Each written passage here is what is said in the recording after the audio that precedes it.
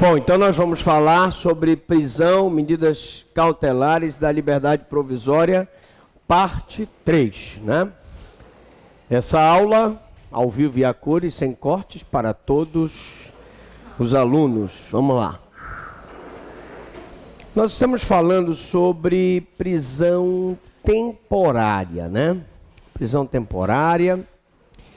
E você tem que saber esse assunto, porque evidentemente esse assunto é muito importante para quem quer fazer a prova da OAB, para quem quer fazer concurso público, né? Então, prisão temporária. Vamos discutir a matéria, né?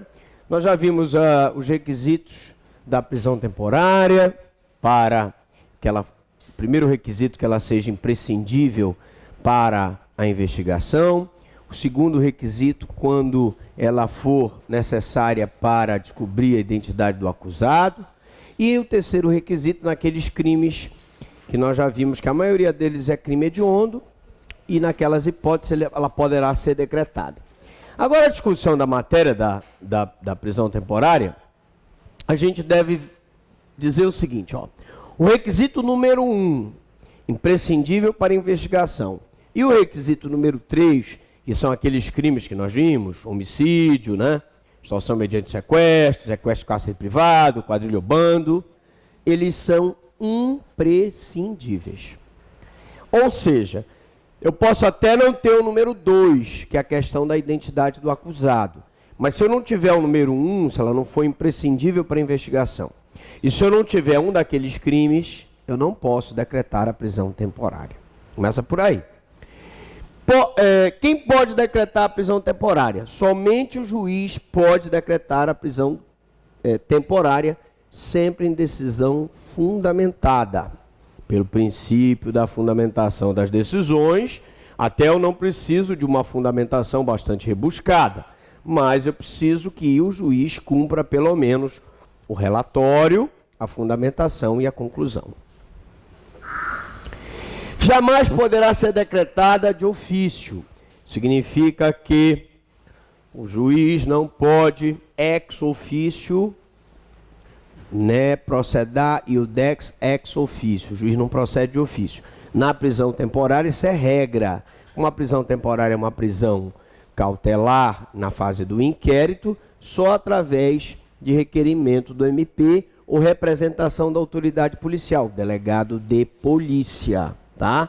Uma via do mandado de prisão serve como nota de culpa. Então, tem uma peculiaridade aí, né? Normalmente, eu tenho que ter um documento específico da nota de culpa numa outra situação. Aqui não. Aqui a própria via do mandado de prisão serve como nota de culpa. É bom que as pessoas vejam que os alunos passam aqui para ver que é ao vivo e sem corte, né? Não tem montagem aqui nessa aula. Bom, discussão na matéria. Contra quem pode ser decretada a prisão temporária? Somente é possível se decretar a prisão temporária contra o investigado. Jamais pode ser decretada contra o acusado. O que significa isso? Só posso decretar contra o investigado e não posso decretar contra o acusado? Explico. É porque o investigado é aquele que, antes do recebimento da denúncia, não há processo, portanto, ele é só investigado. Está sendo investigado nos autos de inquérito. Ora, como a prisão temporária só pode ser decretada no inquérito policial, ele continua sendo investigado. E como a prisão temporária não pode ser decretada nos autos do processo, não pode ser decretada contra acusado. Porque a partir do recebimento da denúncia, já existe processo, tá certo? Já existindo processo, não há mais indiciado, há o acusado. E quando já se iniciou o processo, não cabe prisão temporária. Prisão temporária só é cabível na fase de inquérito policial.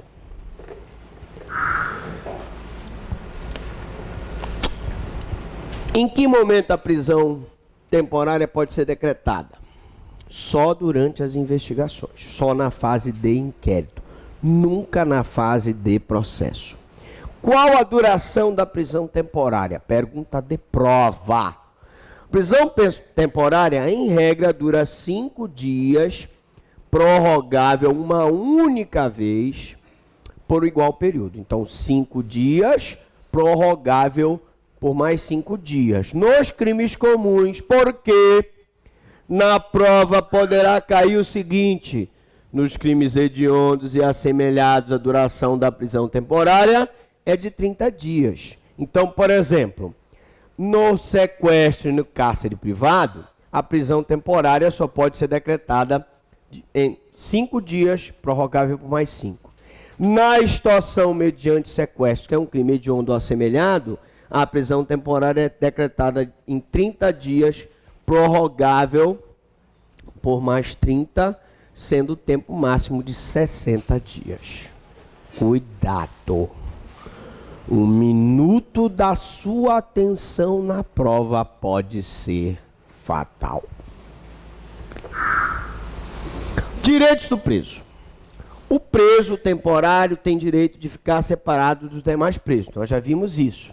Portanto, se for decretada uma prisão temporária, o teu cliente que foi preso temporariamente não poderá ficar preso juntamente com os demais que já forem condenados. Professor Franklin, mas se isso acontecer? Se isso acontecer, você pode entrar com HC e ele vai então ser liberado, tá certo?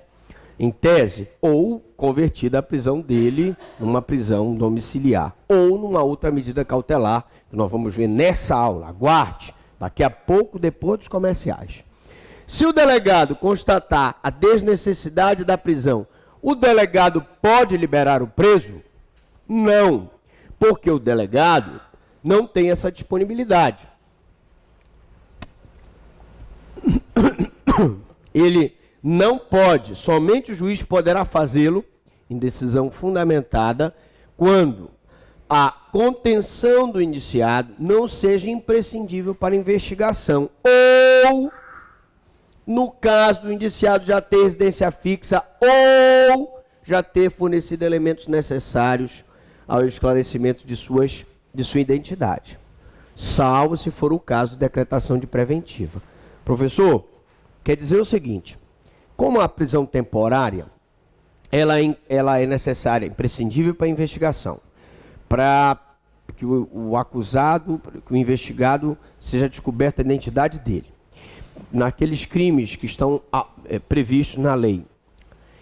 Mesmo que ele já tenha, não seja mais imprescindível, mesmo que ele já tenha fornecido a identidade, eu posso relaxar a temporária e decretar uma preventiva? Posso. Imaginemos que ele esteja intimidando testemunha. Ele vai estar prejudicando a instrução. Eu posso então decretar a prisão preventiva. Medidas cautelares. Bom, meus amigos, chegamos no momento mais esperado da nossa aula. A alteração que nós tivemos na lei de prisões, muito acertadamente, na minha opinião, instituiu as medidas cautelares. Medidas cautelares. Então, medidas cautelares, primeiro, não tem natureza de tutela antecipada. Não é uma antecipação da pena. As medidas cautelares também são instrumentais. Elas têm como objetivo ajudar o desenrolar do processo. Começa por aí. Então, ela não tem aquele caráter retributivo do Estado. Tá? Razão porque não há necessidade para a sua decretação de coincidir com a espécie de pena a ser aplicada ou com o efeito da condenação a ser aplicado naquele caso concreto. Me explico. Um funcionário público que pratica o crime de peculato, apropriação de coisa pública, provavelmente um dos efeitos da condenação será a perda da função pública, perda da qualidade de funcionário público. Mas a medida cautelar, como ela não é antecipação da pena, ela não precisa coincidir com a espécie de pena, efeito da condenação daquela situação do funcionário. Pode ser totalmente diferente. Lógico, você vai dizer assim, mas doutor Franklin, é conveniente que um funcionário que está se apropriando de bens públicos seja afastado cautelarmente da função pública. Lógico. E aí a medida cautelar vai ser o afastamento dele da repartição. Mas não necessariamente precisaria ser esta. Ela não precisa ter relação com a pena a ser aplicada, não com o efeito da condenação. Assim, pode alguém ser cautelarmente afastado do cargo público, exemplo, sem que essa medida seja consequência necessária de eventual condenação. Ele foi afastado do cargo público, se apurou num procedimento administrativo investigatório, né, que nós chamamos de inquérito administrativo, que ele, se ele estava ou não se apropriando daquele bem público, e provado ficou que ele não se apropriou. Foi uma acusação falsa. Ora, nesse caso, não necessariamente essa medida vai ser a consequência necessária da condenação.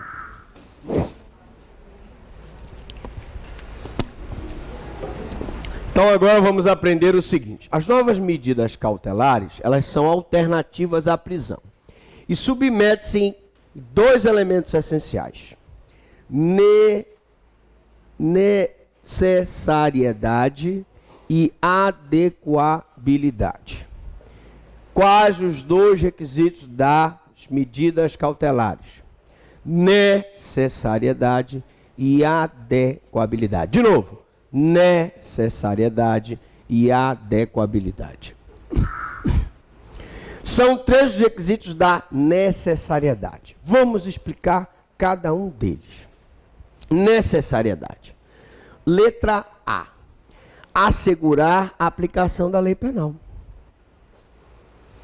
Como aquela medida cautelar vai evitar que aquela pessoa seja evada do distrito da culpa, assegurando de que aquela pena eventualmente aplicada será cumprida. 2. Conveniência da investigação da instrução criminal. Também nós temos a situação de evitar que aquela pessoa condenada, aquela pessoa que poderá ser condenada, que está sendo presa cautelarmente, venha a prejudicar a instrução, intimidando testemunhas, sumindo com as provas. 3. Evitar a prática de infrações penais, conforme previsão legal. Evitar a prática de infrações penais, aquela medida cautelar vai evitar que, se ele ficar na casa com a mulher, ele vai espancar a mulher um dia sim, outro também. Então eu evito, eu afasto ele do lar, medida cautelar, tá? Então ela tem, se vocês analisarem, os mesmos requisitos da prisão preventiva. Garantia da ordem pública para evitar a prática de infrações, conveniência da instrução e para assegurar a aplicação da lei penal, que seria a pena. Só vocês decorarem que tem praticamente os mesmos requisitos da prisão preventiva. São três requisitos da adequabilidade. Primeiro, gravidade do crime, circunstâncias do fato, condições pessoais do indiciado ou acusado. Vamos lá. Gravidade do crime. Evidentemente que um crime de estupro, em que o estuprador é um serial killer, que já estuprou 18 mulheres, nós não vamos colocá-lo em prisão domiciliar. Ou só com uma medida cautelar de comparecimento ao juízo. Não é plausível, não é adequado fazer isso. Imagine que é um homicídio qualificado e o cidadão já matou 10. Eu vou colocá-lo no monitoramento eletrônico? Então eu tenho que ver essa questão da gravidade do crime. Circunstâncias do fato. Circunstâncias do fato, meio de execução, né? Ele matou a vítima, colocando a vítima num desbulhador de algodão. A vítima saiu só aquela pasta de sangue. Evidentemente que a circunstância do fato vai impedir que aquela preventiva seja convertida em medida cautelar. Não é isso? Condições pessoais do indiciado. O teu cliente é um cliente que ele é réu primário, tem bons antecedentes. Foi o primeiro deslize dele, vamos supor. Tem que ser levado em consideração as condições pessoais do indiciado. Né? A pergunta é, são cumulativos ou não? Vamos lá. Os requisitos de necessariedade são alternativos. Tá? Os requisitos de necessariedade são alternativos. É suficiente a presença de apenas um dos três para que tu possas preencher aquele requisito. Tá? Os requisitos de adequabilidade são cumulativos. Devem ser analisados os três em conjunto. Os requisitos de adequabilidade são cumulativos. Devem ser analisados os três em conjunto. Os requisitos de necessariedade são alternativos e os requisitos de adequabilidade são cumulativos. Tá? Provas nas medidas cautelares. Provas. Então, a decretação de medidas cautelares alternativas à prisão pressupõe um mínimo de provas colhidas, pois são afetados direitos individuais, entrando em conflito com a presunção de inocência. Evidentemente que aquilo que nós temos na prisão preventiva, que é o indício da autoria e prova da materialidade do crime, vale para a prisão cautelar. Se eu não tiver prova da materialidade do crime, não tiver indícios da autoria, eu não devo decretar nenhuma prisão cautelar. Porque mesmo uma prisão domiciliar, mesmo aquela medida de comparecimento periódico ao juízo, ela restringe a liberdade do cidadão.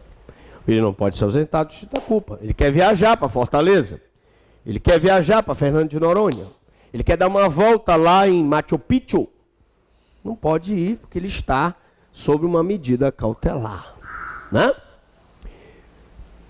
As medidas cautelares diversas da prisão podem ser decretadas pelo juiz, ainda que não haja prova em conteste na materialidade do indício suficiente da autoria. Prova em conteste é um indício de prova. Indício da autoria não é prova robusta da autoria. E o que eu quero dizer aqui é que, muito embora eu não tenha prova robusta, não tenha a prova da materialidade, a prova da autoria robusta, um mero indício vai ensejar a medida cautelar. Bom, a adequabilidade das medidas cautelares. Quando eu falo em adequabilidade, nós estamos falando o seguinte: equivale à individualização da pena, aplicando-se a medida cabível e proporcional ao indiciado, ao réu, no caso concreto. Como eu disse, muito embora a medida cautelar não tem que ser necessariamente aplicada de acordo com a pena, com o efeito da condenação daquele crime, no caso do funcionário público que nós falamos aqui, e foi acusado de desviar bens da repartição, portanto acusado de peculato, convém que a medida cautelar aplicada seja um afastamento dele da repartição. Não é isso? Se é o caso do marido que está espancando a mulher, convém que ele seja afastado do lar. Então, lógico que eu tenho que procurar na medida cautelar cabível e proporcional ao indiciado, no caso concreto. Eu não vou, por exemplo, não vai resolver muito, num caso de violência doméstica, eu aplicar uma medida cautelar de comparecimento obrigatório do indiciado ao juízo. todo mês, porque ele vai chegar lá e o juiz vai perguntar, e aí, meu amigo, como é? Ah, doutor, eu estou dando umas porradas lá na minha mulher, continuo dando as porradas lá, o senhor me deixou lá. Então, tem que haver prudência, tem que haver cautela e proporcionalidade. Legitimidade para pleitear as medidas cautelares. Cabe a decretação de medidas cautelares isoladas ou cumulativas. Professor, quer dizer que eu posso aplicar 3 medidas cautelares? Pode. Pode só aplicar uma medida cautelar só? Pode. Preciso cautelar isolada ou cumulativa? Independente, vai depender, uma não depende da outra, da conveniência da instrução, do caso concreto, da proporcionalidade do caso. Então, podem pleitear medidas cautelares quem? Quem tem legitimidade? O MP, o querelante nas ações penais privadas, o assistente de acusação na ação penal pública em que ele está auxiliando a acusação do Ministério Público. O MP, nas ações penais públicas, condicionadas à representação do ofendido ou incondicionados. O querelante na ação penal privada, o assistente de acusação naquelas ações penais em que ele está ajudando o Ministério Público. Legitimidade. Pode requerer medidas cautelares durante a investigação criminal, o Ministério Público. Durante a investigação criminal, o delegado vai fazer uma representação mostrando ao juiz que aquele marido, se ficar naquele domicílio, vai continuar colocando em risco a mulher e as crianças. Tá? O juiz não pode decretá-las de ofício. Então, o juiz vai ser provocado, né? Procedar e o dex ex officio. No caso da medida cautelar, eu preciso ter uma provocação do Ministério Público, do querelante, do assistente de acusação e na fase de investigação do delegado. Medidas cautelares inaudita altera pares. O que é inaudita altera pares? Aquela medida que é decretada sem ouvir a outra parte. Muito bem, muito bem. Em casos de urgência ou perigo na demora, pode-se decretar a cautelar sem prévia oitiva do indiciado ou réu. Quer dizer, professor, que quando não houver urgência, quando não houver necessidade de pressa, o certo é eu, antes de decretar a cautelar, ouvir o réu? Sim. Eu vou substituir aquela preventiva por uma prisão domiciliar. Tem que ouvir o réu? Tenho. Eu vou substituir aquela preventiva por um monitoramento eletrônico. Tem que ouvir o réu? Tenho.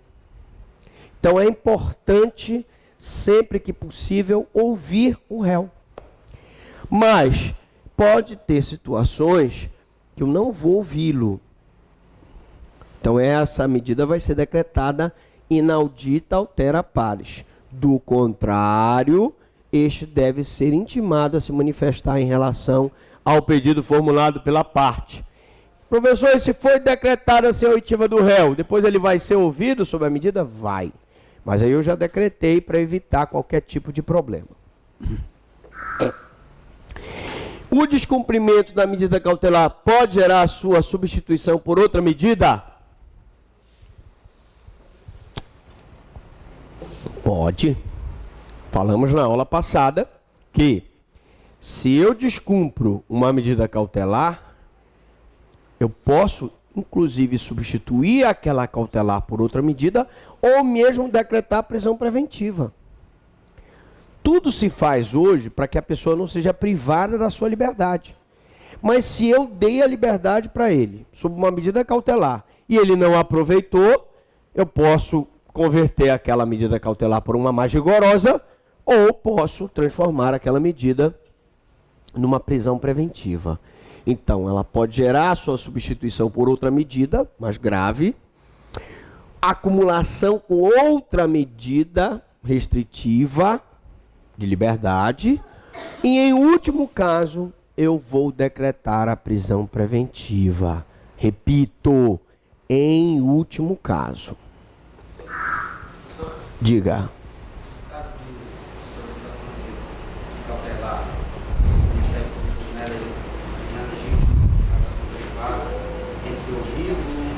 O Ministério Público, nos crimes de ação penal privada, não é o dominus litis, não é quem move a ação penal, mas ele, na ação penal privada, ele é o custos legis, e em toda e qualquer decisão ele deverá ser ouvido sob pena de nulidade absoluta do processo, porque a intervenção do Ministério Público nas causas de ordem pública é imprescindível. Ok?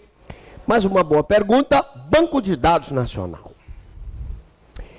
A lei que reformulou as prisões, ela trouxe uma coisa muito importante. Trouxe um instituto muito importante. O que é? Esse banco de dados do Conselho Nacional de Justiça. Todo e qualquer mandado de prisão que for expedido por juiz no território nacional deverá ser comunicado ao Conselho Nacional de Justiça. E para que isso serve, professor Franklin? Para que, quando uma autoridade decretar uma prisão preventiva lá no Arroio Chuí, nós possamos ter conhecimento dessa prisão preventiva lá na Serra de Contamana, lá na Ponta de Seixas.